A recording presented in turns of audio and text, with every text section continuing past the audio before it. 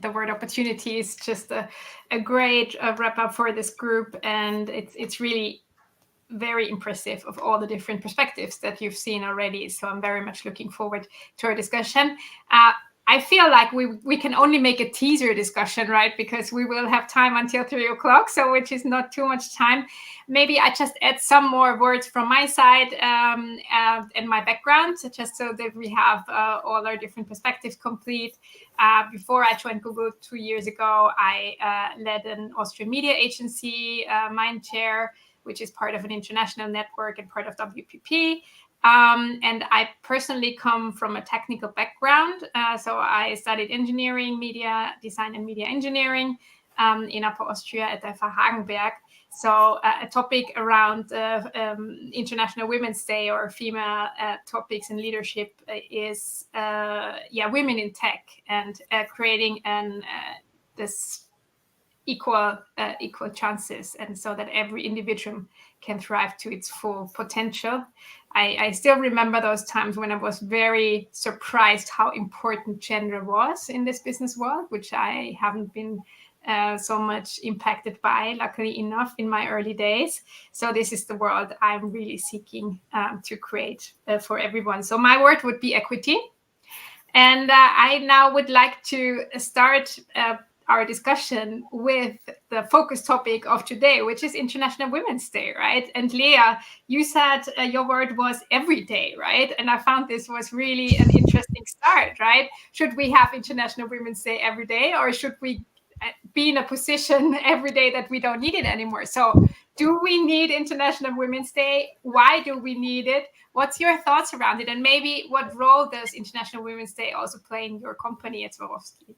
Yeah, thank you, Christine, for the question. For me, it's not an either or. It's great to have both, right? It's great to have a day where we can really put women into the spotlight. But as said before, it should not be that one day. And in Swarovski, it's actually part of our nature and of our DNA to celebrate women, because our jewelry is really designed to celebrate women, and also to even make their natural beauty even more beautiful. It's important to understand that 70% of worldwide spendings are controlled by women. And we are very, very mindful that our group that buys our products and actually also men mostly buy them for their beloved women is very much also in the spotlight for us every day. You asked, what do we do on that special day, Christina? We have several activities which are also for us very great as a company to remind of the importance of women also for our business model and for us as employer. At Swarovski, 78% are actually women. So that's a quite big portion of our workforce. We have several cool activities, just to name some of them. So we do photo campaigns with selfies and virtual team photos with the Choose to Challenge pose. The Choose to Challenge pose is particularly calling out that we challenge gender stereotypes and bias, and we really want to create together this inclusive world. We also offer digital learning activities to foster equality and also discuss the gender bias. And we also have fire chats with several leaders. What I particularly found very great is the collaboration with the Swarovski Foundation and our partner Mothers to Mothers. That's an Africa-based non-governmental organization, and they are aiming to end HIV. And they are actually training and employing women as frontline health workers against HIV. So it's also important that we not just look to the westernized world, but really to also other continents where women play a very, very relevant role. And then finally, I think you will like that also as host, that we are working with the I Am Remarkable activity from Google, where we do a lot of virtual workshops also to give a platform to women to talk about their empowerments. And that really helps us to celebrate these wonderful women every day. Oh, that's of course wonderful to hear. Thank you for calling that out. But I hear so much positive feedback around I'm remarkable. But everything else, very interesting. And I think it's great to see how active Swarovski celebrates the International Women's Day and how you bring that to life. And when I was listening to you, I thought about you, Orsholia, because you brought in the word everyone, right? We had every day and we had everyone. And as Leah was describing, if I got that right, you're more in a surrounding where a lot of women work, right? And Orsholia, you work for BCG, and I'm just curious how you see the situation in consultancy world and with all the background work that you do personally in BCG. Thank you for the question. I think it's what is very important for us in BCG. We have still more men, of course, than women in the company itself. So for us, it's quite important to change work practices for everybody, not only for women. Otherwise, it creates another differentiation, which may be counterproductive. So, for example, in BCG Switzerland, just a couple of years ago, we've introduced 14 weeks paternity leave for men. And I was part of the team that worked on the proposal. And interestingly, it actually generated a lot of discussion in the office that if we are aiming to help women, how does something we offer to men help women? And then actually it was kind of a learning process that we all went through, understanding that for young women at the firm, seeing that one of the senior partners is actually taking several months off to take care of their children or leaving early to pick them up from the kita, that's the strongest possible signal that they are also allowed to do that and feel good about it.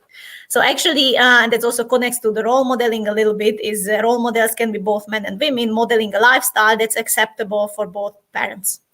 So I think that's a reflection on how we try to live with the everyone mantra internally. And as for our clients, I mean, there what we see quite often is and what we are also working on, and also what we use the International Women Days for, is we've just published quite a lot of research on why diversity and inclusion really makes a difference.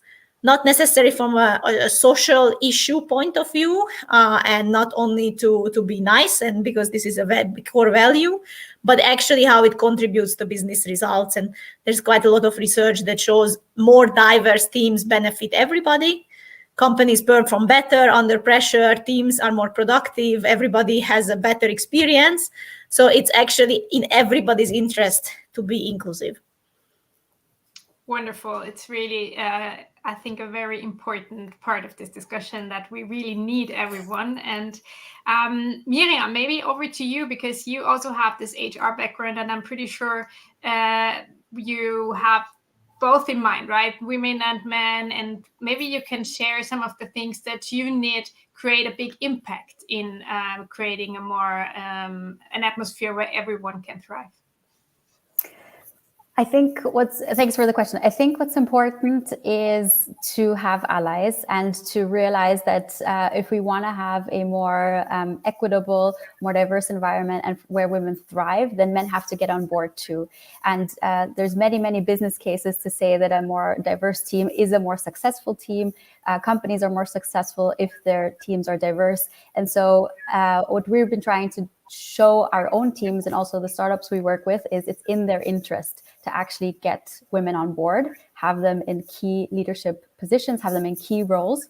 And I think what's also important is just to make sure that when we hire women, they might be different, and that's okay too. And I think a lot of people assume that when you hire women, they should perform to the same standards, and they should be like the better men. So, write emails the same way, perform the same way, work the same way. And what would be great is if we could create working environments where more different work styles, different approaches, different points of views are valued, are appreciated, are encouraged, so that when you have women who are often super educated, have all the experience, but come into a new situation, which they might be a little bit just new to, and might approach a project or an issue differently, feel appreciated, feel seen, and have the opportunity to actually bring in their ideas without fear of repercussions because they're doing it a little bit different. So long story short, I think it's really, really important to create environments where women are encouraged to perform, of course, but at the same time, maybe do it within their own style. Wow, that's so full of really, I think, very important topics to call out. And because I feel like the topic is, it has so many perspectives, right? And so many nuances that you have to take into consideration. There's just no black and white. And it reminded me very much when I was listening to you that to create this equity, right? Which already the word implies already, it's not everyone is equal, but we create fair chances. I really liked what you were saying. Vera, I wanted to come to you, because when I listened to Miriam and Orsolya, I thought like you're a bit on the other end, because you do coaching, and as far as I understood, it just naturally developed a bit that you do a lot of female coaching right now. So if Miriam and Orsolya work a lot with the employers, right, to create a good surrounding, and what can we do with hiring, and maybe we can go into that a bit deeper afterwards. But what do you see? What creates the change that we need in your work as a coach with female leaders or female talent? Well, first of all, I want to add something, because I always have the feeling, or at least I had the feeling like the last few days, that our Western environment suddenly gets tired of days like this.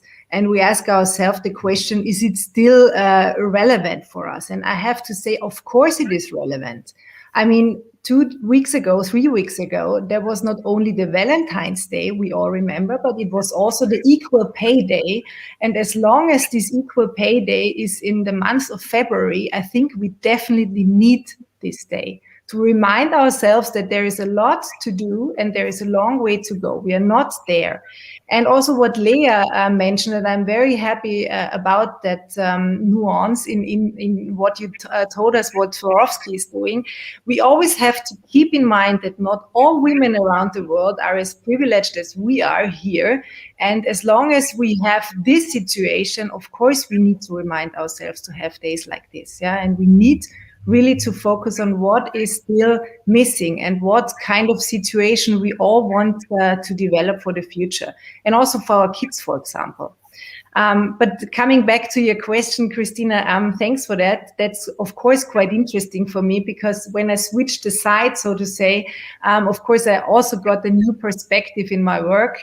And actually, as you mentioned, this female focus, it happened to me. I wasn't really intentionally seeking for that, but as I was actually for some of younger women kind of a role model, many women asked me if I would coach them. And so I saw that there is, this need of having extra programs for women.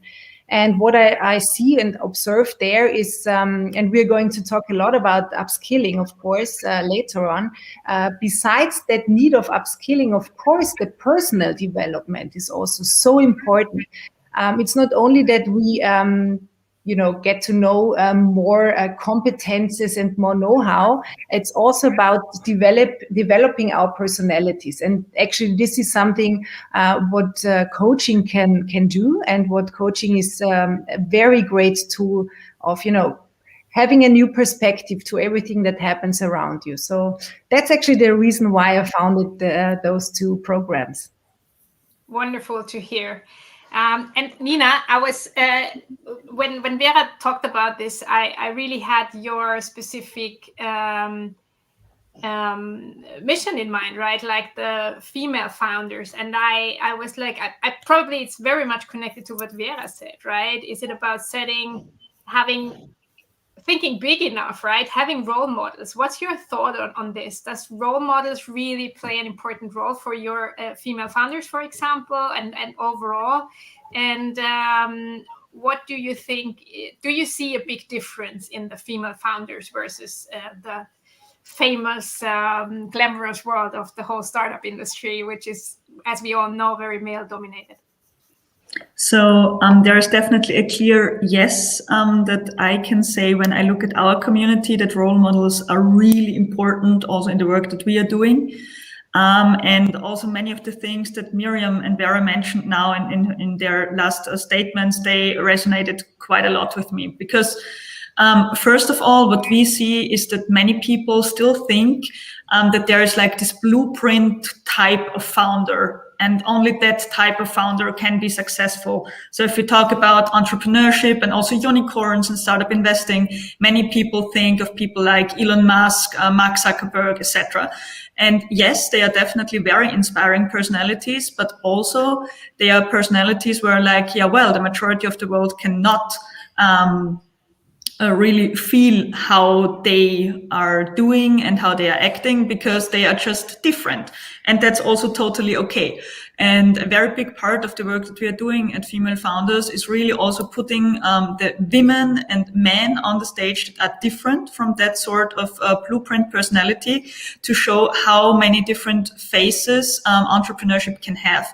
And also looking at the companies we are already working with today, there are so many female entrepreneurs out there already who are building amazing startups, amazing business cases, and that luckily also already receive investments. And what we do is basically also connect them to our crowd of usually first-time founders who are very excited but also scared about building a business for the very first time, something that I can very much relate to.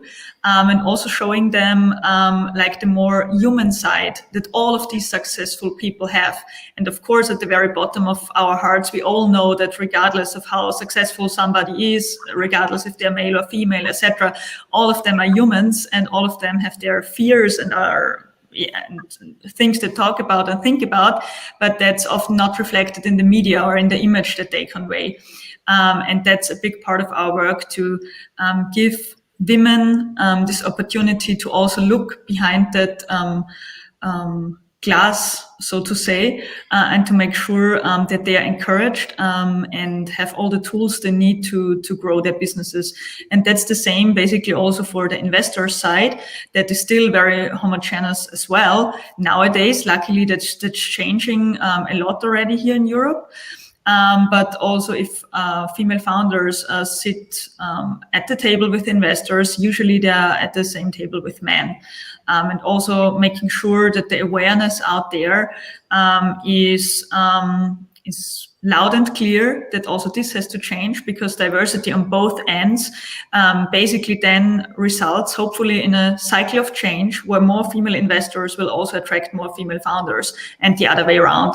And that's why we think that collaborating with other stakeholders in the ecosystem is key to make sure that things change, and they hopefully change fast, because there is still a lot of room for improvement in the European tech ecosystem. And yeah, that's what we try to focus on. That sounds really fantastic. And I wanted to ask you, actually, I was planning to ask you what can we do more to seize role models, but I feel like you really try to max it out as from your side as much as you can. So I thought, like, what would be your wish to a country, right? Or even beyond the country, because as you said, you work throughout different countries. Is there something that you would send out as a call to action to just the wider economy or ecosystems out there? That would be one question. And the other question would be if you have specific things that you would call out for Austria or for Switzerland, in case those two countries play a significant role for you as well. So yes, for the broader European tech ecosystem, it would probably be good if those people who decide where the money is going, and that includes like all the big fund of funds, the banks who are then limited partners in the smaller funds that then deploy the money in certain ecosystems and regions, if they thought about changing their criteria of where their money is invested in the future. So this is on the one hand a big opportunity for all business models working on a better future for our planet when it comes to climate tech and sustainability, but also in terms of gender and diversity, because those big players like the European Investment Fund, for instance, they can really make a difference if their money has a certain mark on it, that it has to go to also certain types of business models and founding teams. And yes, that's of course then always connecting to a discussion about quotas. But at the end of the day, I think if you really want to change things, this is one of the measures that we should look at, and that can really make a difference. Because there's also one thing that is definitely the case for the group of women that we are working with. Women, they get so many offers for mentoring.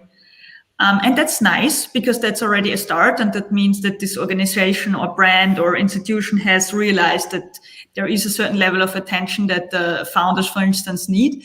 But mentoring is not enough. So there's the saying of women being over-mentored and under-sponsored, and unfortunately, that's just something that is very true for our target group. And where I think it's time to change, as there are so many founders and startups out there that deserve the attention of potential partners, investors, buyers, clients. And it's now the time to change that and to foster that. I really like that. There are a lot of really concrete things that we can tackle with. Vera, I saw you nodding your head a lot when it came to quotas, and I think that has been a discussion when I was following that over the last years. I think there is a lot of change happening also on the perception of women themselves, right? I just thought if you have had anything around that in your head. Yeah, I was nodding maybe because this is a piece of my personal story. Because as I mentioned before, I had a very fast career in digital communication. And for me, it sometimes happened that I was a quota woman, and I never had the perception that this is anything bad. But that time, like it was, I would say 12, maybe 15 years ago, whenever I said that, I noticed that everyone I told that was like, oh my God, what is she saying? Yeah. But I'm very happy that now at this time, we're having a complete new perception on that whole discussion, that everyone knows that this is so important that we start with that. So as Nina just mentioned, so we need to have a structural change, and then we can move on. So actually, that was just my little story about the quotas. Thanks for sharing this.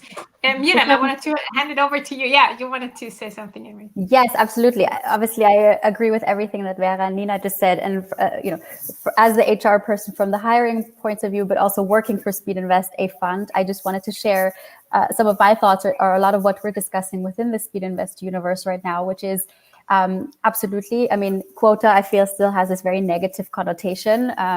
So, we like talking about hiring goals, but we look very, very closely at how we can attract more women. If we have more women investors, we also think, like Nina said, more female-founded startups will feel comfortable with Speed Invest and will even maybe approach Speed Invest more for funding.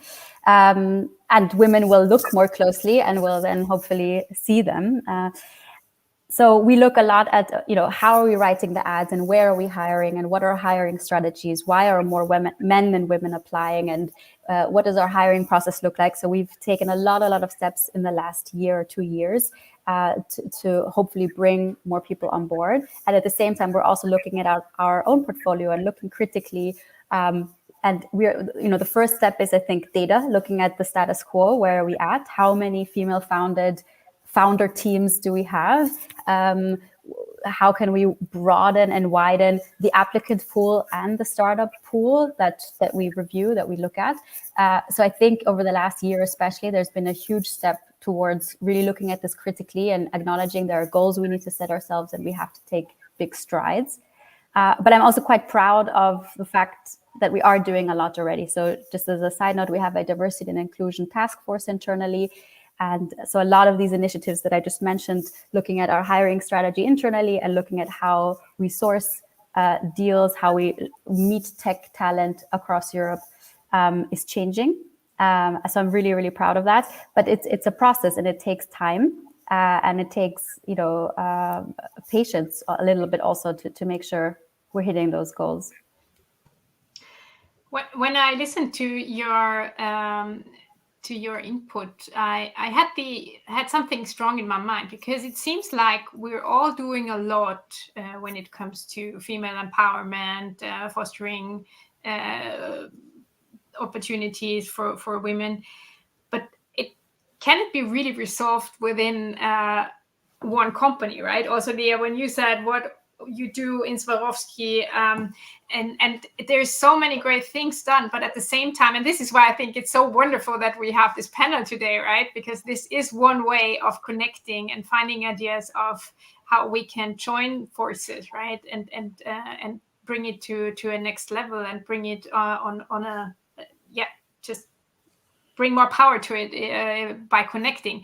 And I thought about you, Leah and Osholia. Does that resonate with you? Do you have any thoughts around that? Yeah, no, from my side, Christine, totally. It is very much about this also network. I mean, you can never do things alone, not as one single company. You can never do things alone as one single individual.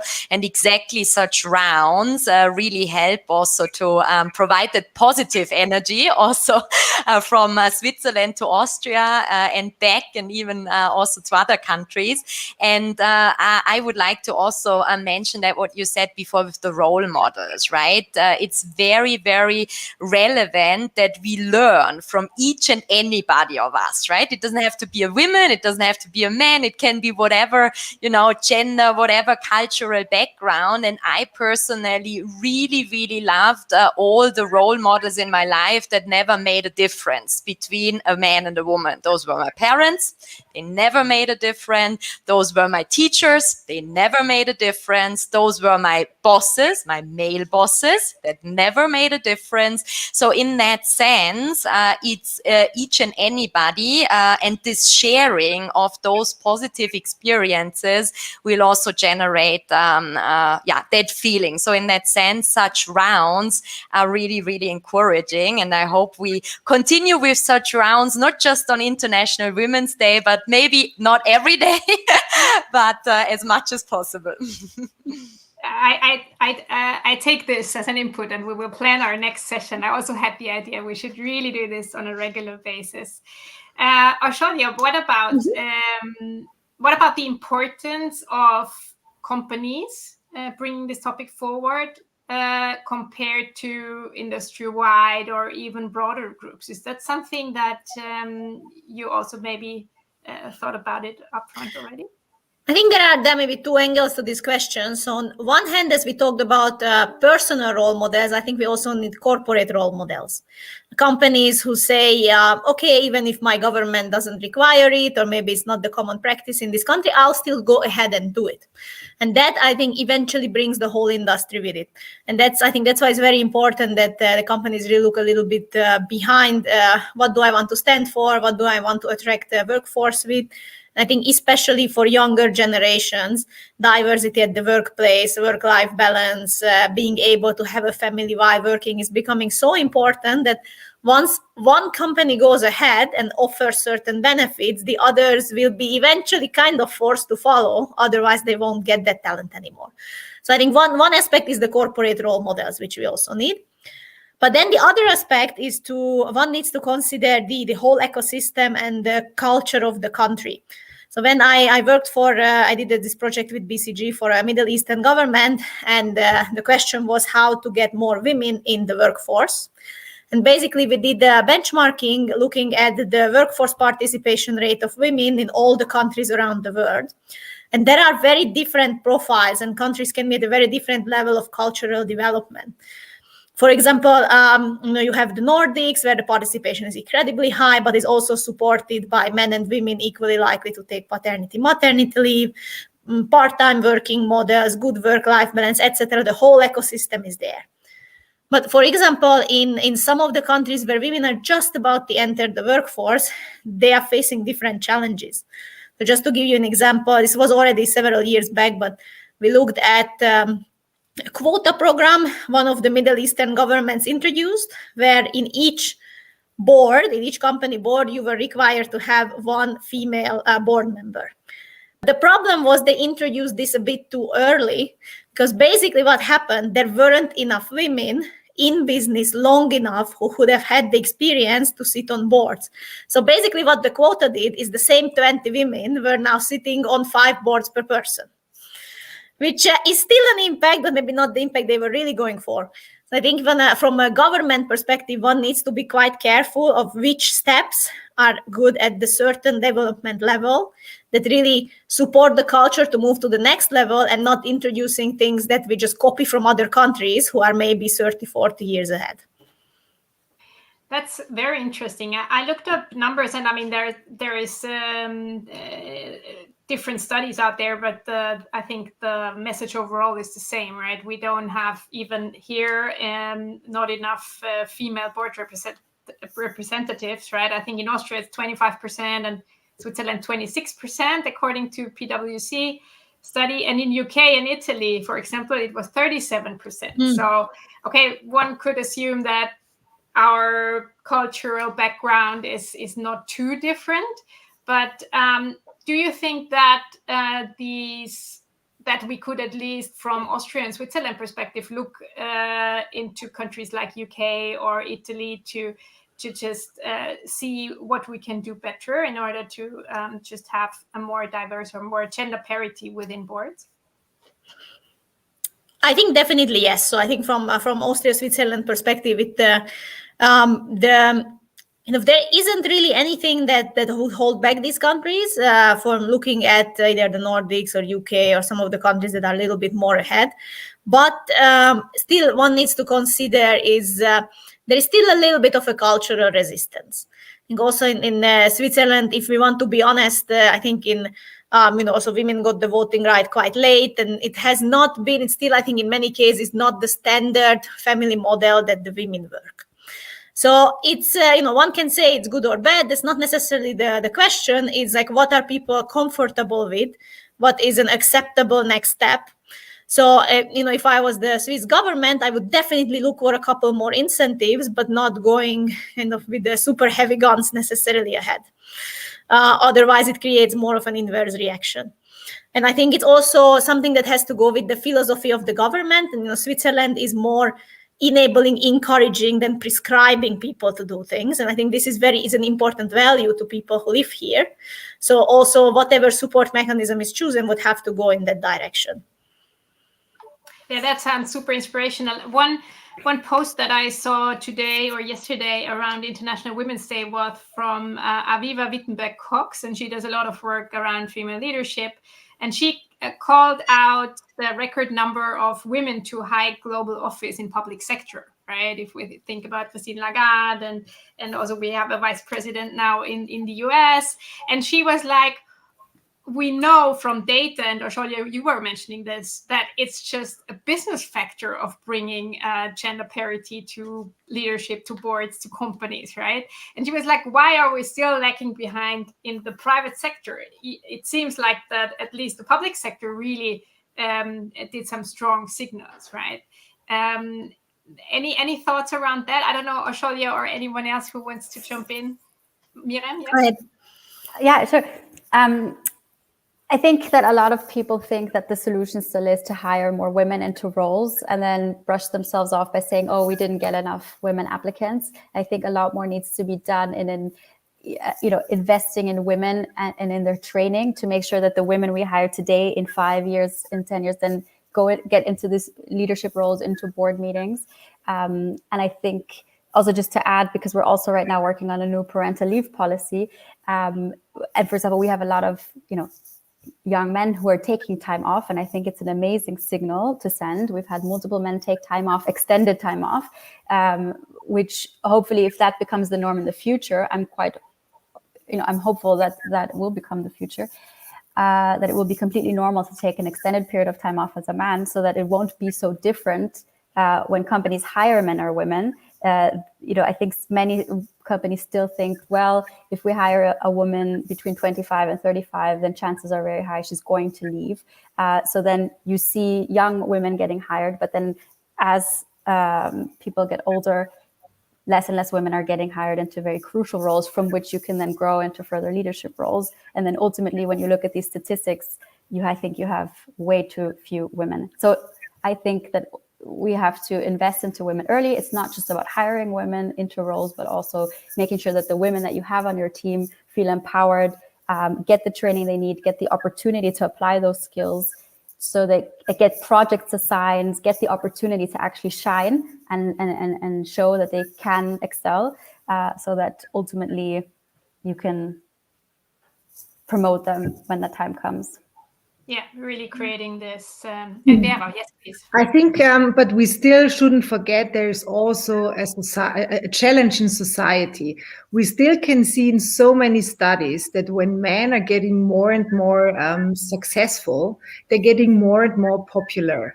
And it's completely the other way around for women.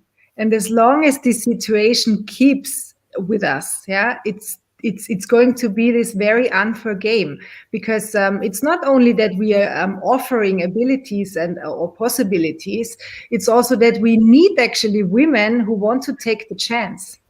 And so this is also one fact we should never forget about that. Yeah, very important part of the whole of all the things that we need to do to make a change. And this is what I wanted to ask, right? Do we feel that we do enough? I mean, it's International Women's Day, and wanted to like close the loop a bit, and just was interested in what would you see as really next steps? Is it enough top of mind, right? I heard different aspects of it, right? Or you also said, hey, let's keep in mind where society is and not just overwhelm them. But on the other hand, let's just not stop doing things. So maybe we do a bit of a closing round, and I start with you, Leah, if that's fine for you, because you helped us with these great opening words on the International Women's Day. Are we doing enough, and what are the next steps? Yeah, I think generally, I mean, we should always do more for the ones that really, deserve it and that need our help, right? I mean, we said before, for example, women in Africa or people in other countries, right? Where like Osholia explained about her project there, right? Here we can never do enough. Also for what Miriam said, right? To really help providing opportunities for younger people. And I also truly believe that a success of a woman is always how successful and strong her man is, or her husband or her partner is behind her, right? So I think let's not forget also to take all these wonderful and strong men along the way that help their partners. And I would guess all of our partners are this type, right? That also help us to have these careers and stand behind this. So let's also not forget to celebrate them. But I'm also with Orsolia when people, are happy with where they go. It's also good, right? If a woman decides, for me, it's not the right way to go into a career, but I would like to stay with my family, that's also not a bad thing, right? I have lots of good friends who say, hey, for me, I'm much happier in that role and it's much more for me. That's also great, right? I think in the end, and that's what I have also really decided with my husband, with our boy and with our girl, we give them all opportunities they have. We will absolutely give them the opportunity to look into tech, to understand what's there. But if my girl decides for a, let's say very female job, or if she decides to stay with her family, that's also fine, as long as she is happy. And I think that's what we need to do. We need to help people who want to grow in their career. But also, as Osolia said, if people are fine, we don't have to push them into a certain direction. That's my personal opinion. Everybody should find the way for him and herself that makes them truly happy and passionate. Thank you, Leah. I want to add something immediately. I want to call out for all the single moms out there. There is a chance to have a career as a single mom. Just to add that. And as we talked about the governments, Osholia talked about, and I thought this is also one very interesting topic. We should definitely also talk about the smallest governments we have, I mean families. because I think role models, we don't only need them at work or in companies, but we also need them and live them in families, because it's definitely a matter what we are role modeling for our children, what they can develop as visions and as possibilities for them and for the future. And I think coming up to the point together again, definitely it's not only about girls, it's also about boys. Yeah. And we must not forget that, of course, we have to empower the girls, but definitely we shouldn't forget the boys. And one thing which is also quite important for me, because we talked about the chances that women can develop when they're in the working force, I think we should be aware that, for example, we cannot tell small girls to be calm and sweet during childhood and then expect them to stand on stage or leading a company when they're 25, 27 or so. So this also has to be changed. We definitely, I mean, your question was, Christina, what else should we do, should we consider to do? I think we have to really rethink about how we treat our children and include boys and girls. Thank you so much, Vera. As a mother of 2 boys, I'm fully with you, and thanks for bringing this aspect into this discussion. As I said, we definitely need to talk again, because it's not an easy thing where you just have one answer and then that's it, right? There is just so many different aspects. So thank you very much, Vera. We have officially 1 minute to go, but we started a bit later, so let's just take 2 or 3 minutes more. And I would ask Oszolja for some closing words from your side. What do we need to do more? I think the best way to change practices is just by doing it. And with that, I'm again referring to individual role models, corporate role models. We don't necessarily need to change, the whole system or the whole society. Rather think, okay, in our context, most people would agree with providing this additional support to working mothers or making this change to how we work that would help diversity. Then let's do it. And one doesn't really need to overthink it and then just hope that others will follow, even if it's not the current practice in the country. But I think that's the best motivation, basically, for people to do the same. I like that very much. So we bring it down to earth and let's just do it. I think one step after the other is definitely one ingredient that we need, right? Nina, can I ask you next for what's top of mind, what we need to do more from your side? Sure. So I'm very often in the situation that I'm asked if feminism is still a thing and if it's still necessary, and also if female founders is actually necessary. And honestly, if there was one point in my life where female founders would not be necessary any longer, I would be the happiest person in the world. Unfortunately, I don't think that's going to happen so soon, even though we are very hard working on it. But that actually ties in to what Oszolja just said. I'm also a big fan of doing things. I'm also realizing that all of us, many of us, can actually start to change things today in our environment, in our families, with our friends, in our own companies. And that all of us can create impact if we want to, without any extra skills, resources that we have to acquire before doing so. And I'm a very strong supporter of that thought. But then, of course, in addition, yes, society and politics, they have to adapt as well. Otherwise, we as individuals, unfortunately, I don't think we can change it on our own. Thank you so much, Nina. That's very much resonates with me as well. Miriam, can you just share your thoughts and really do a bit of a closing of this group? I would love to discuss even longer, but we have to come to an end. Thank you. No, a super thoughtful conversation. Just to add, obviously, I agree with everything that was just said. We need to actually act. We need to create policies in companies, even if the law hasn't changed. Ideally, the law changes, but if law doesn't provide changes, we should implement new policies. And, the main thing I still want to add is just, I think we need to create awareness. Leah, if you said, for example, you never, you had teachers that didn't differentiate between gender, you had bosses, I think you're a very, very lucky woman. I have witnessed discrimination many times myself, and as an HR professional, I was raised by very strong women. I have a very strong a group of friends with exceptional women, and there are so many women with stories where they were slighted, they were spoken down to, they were passed on opportunities. So the main takeaway is create huge awareness that even in Western society, even in Austria, it still is a big topic. And I think we all have to work together to take some strides forward. Thank you so much, Miriam. It's really, what a wonderful discussion, and so many actually also new thoughts that just sparkled in my head when we were discussing. And I think we all thought about this topic a lot of times.